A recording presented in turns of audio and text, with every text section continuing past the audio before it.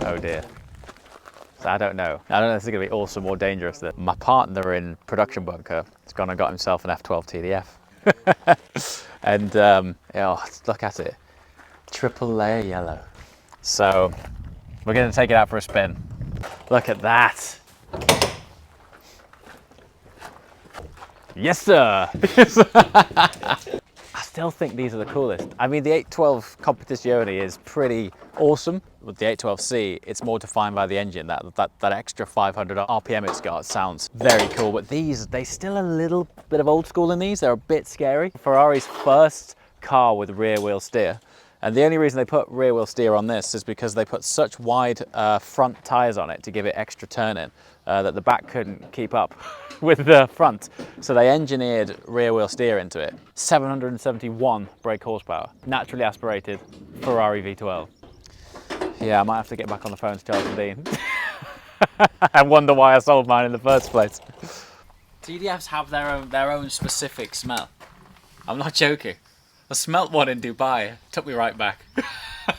That sounds so weird, but honestly, I'm not sure if it's the Alcantara they used or some bonding agent or something, but it's specific.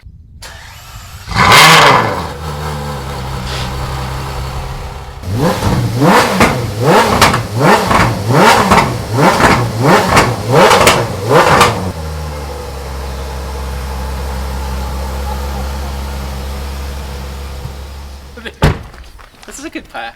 2-car garage. I'm thinking, three. You're thinking 3-car garage. I'm thinking 6-car garage. Okay, you're just gonna keep rolling with it. Right. Oh. If you can have 3 cars here. 675 LT. 675 LT. 600 LT. Really? Yeah. Okay. Yeah. So 2 LTs. 2 LTs. And yeah. what's your third one?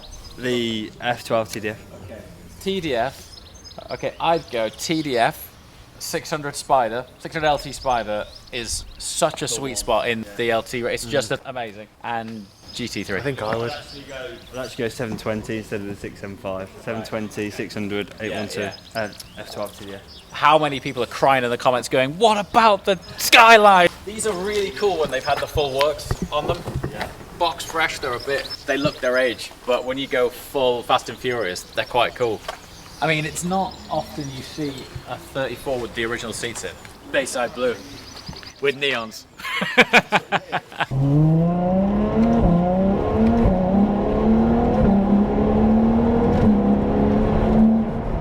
Oh, good God.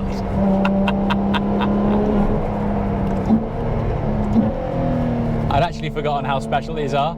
All of the memories are coming back. The smells, the sights, the sounds, everything that this thing stands for is just pure stimulus. It sets you alight. As it happens, we've just had a very light smattering of rain, and that too sets you alight.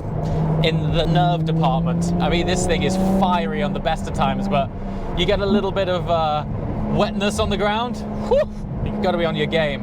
Anyway, this is all quite unexpected because I've not driven a TDF since I sold mine last year. You know, of course, I'd like to keep them all, you know? They're all special, but a naturally aspirated, high-revving Ferrari V12 with, and this for me was the defining feature of this car, the relationship between this twin-clutch gearbox and that naturally aspirated V12 is just unbelievable, particularly when you're going pretty swift on the heavy braking down through the box.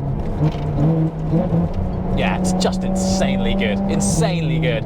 Now, one of the best calibration features of any sports car, supercar, is the Ferrari developed bumpy road mode, which allows you to independently control the damper slash suspension stiffness from the rest of the car, which means you can put it into race mode, and we'll discuss why race mode is uniquely special to this car shortly, but still put bumpy road mode on, allowing you to iron out the creases and curves on the many undulations of our great British B roads. The significance of race mode is it's this beautiful blend between the aggressiveness of a single clutch shift, so the kind of theatre that you might expect from something like an Aventador, with the speed and seamlessness of a twin clutch box. I don't know how they've done it.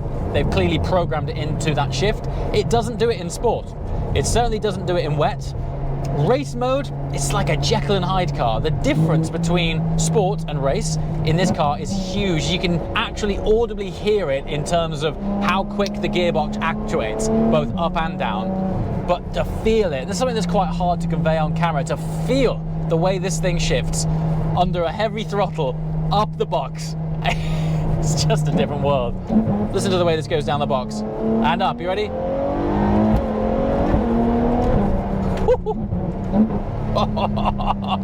It's just ridiculous. You change gear for no reason at all, just to articulate those valves. Up and down, down the box we go. Up the box we go. And then there's the power. The power delivery, the power band of this thing, it doesn't really tail off. It just keeps building and building and building. And I think that really is why these things are so celebrated. 12 cylinders is 12 cylinders. It's just more. Now I'd love to drive a TDF and an 812C, an 812 Competizione back to back.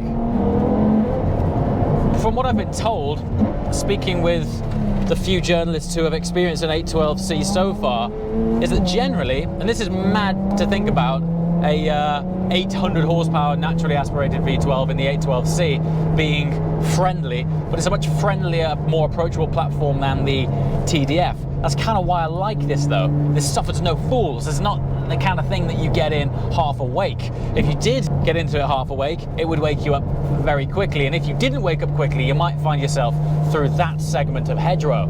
So I kind of like that. You know, supercars for me, particularly these thoroughbred monsters, they should be a bit scary. You should be on your game. They should stimulate your nervous system. You should step out of it feeling like you've been for a drive, and that importantly, you were the driver and it hasn't taken you along for a ride like some of the much more competent modern day supercars. They should be terrifying, no? This thing? Woo. Yes, lights its tires up very easily.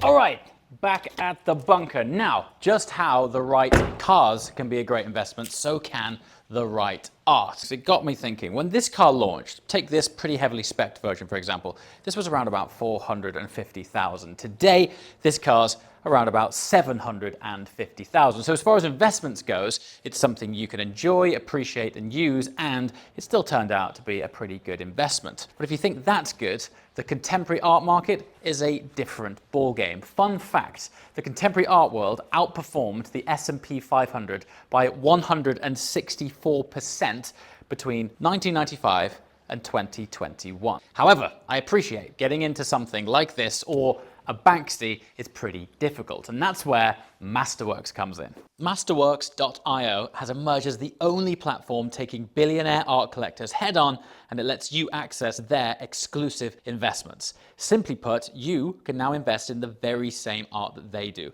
by names like Banksy, Monet, Basquiat, and other iconic artists for just a fraction of the price that they pay. And getting started with Masterworks is super easy. Head to their website using the link in the description below. It takes just a few clicks. The team at Masterworks really knows what they're doing. In fact, when it comes to selling art, they returned 32% to their investors in 2020 and 31% in 2021. So the reason that we have partnered with Masterworks is we believe there is a direct correlation between these works of art and Masterworks. We've done our research into who these guys are. Masterworks are valued at $1 billion.